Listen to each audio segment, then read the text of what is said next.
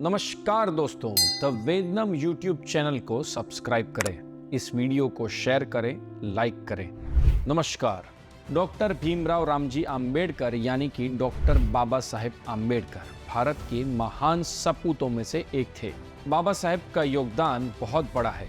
बाबा साहेब समाज सुधारक थे और क्रांतिकारी विचारों के धनी थे। बाबा साहेब को ऐसे युग प्रवर्तक कह सकते हैं जिन्होंने हिंदुओं को ही नहीं लेकिन पूरे देश को आईना दिखाने का काम किया। बाबा साहब ने बहुत कुछ लिखा है और उनके विचार आज भी इतने तरोताज़ा हैं।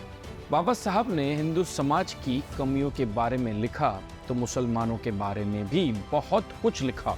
बाबा साहब ने हिंदू और मुसलमानों में क्या फ़र्क है इसके बारे में जो लिखा है वो मैं आपको बताने जा रहा हूँ। हमने ये चीज़ जिस रेफरेंस से यहाँ प्रस्तुत की है उसका लिंक भी और रेफरेंस भी हमने नीचे दिया है। इन सारी बातों से आपको पता चलेगा कि दुनिया बदल गई है लेकिन मुसलमान नहीं बदले और खुद को बदलना भी नहीं चाहते।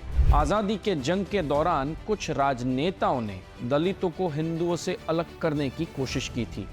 दलितों की तरफ झूठी हमदर्दी दिखाने के लिए हिंदू समाज में दलितों के साथ अन्याय हो रहा है ऐसी बातें की थी। उस वक्त बाबा साहब ने कहा था, जितनी भी सामाजिक कुरीतियां हिंदू धर्म में हैं, मुस्लिम उनसे अछूते नहीं हैं।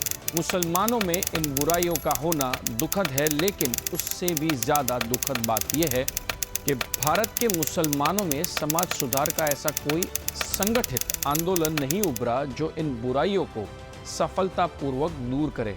हिंदुओं में भी अनेक सामाजिक बुराइयां हैं, लेकिन इस धर्म की खास बात यह है कि उनमें से अनेक लोग उनकी मौजूदगी से भली भांति परिचित हैं और उनमें से कुछ उन बुराइयों को समाज से मिटाने के लिए सक्रिय तौर पर आंदोलन भी चला रहे हैं। सबसे समझने वाली बात यह है कि मुसलमान महसूस ही नहीं करते कि उनमें बुराइयां हैं, जिसकी वजह से वो मुस्लिम समाज में पनप रही बुराइयों के खिलाफ कोई कदम ही नहीं उठाते और इससे भी ज़्यादा अपनी मौजूदा प्रथाओं में किसी भी परिवर्तन का विरोध करते हैं। मैं इसका आपको एक एग्जाम्पल देता हूँ। केंद्रीय असेंबली में 1930 में बाल विवाह विरोधी विधेयक पेश किया गया था।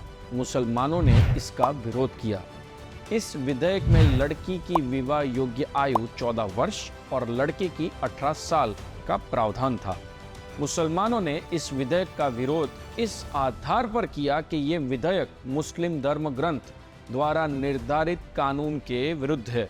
मुसलमानों ने इस विधेयक को रोकने की हर कोशिश की। मुसलमान सफल नहीं हुए और ये विधेयक पास हो गया। हैरानी की बात यह है कि जब ये कानून बन गया फिर भी मुसलमान उसे स्वीकारने को राजी नहीं थे। उन्होंने इस कानून के विरोध में अभियान छेड़ दिया। ये बातें मैं नहीं कह रहा, लेकिन खुद बाबा साहब ने लिखी है। ये बाबा साहब के मुसलमानों के बारे में क्या विचार थे उसका एक बहुत ही छोटा नमूना है। एक तरह से बाबा साहब मानते थे कि मुसलमान सुधर ही नहीं सकते क्योंकि उन्हें अपनी बुराइयां दिखती ही नहीं।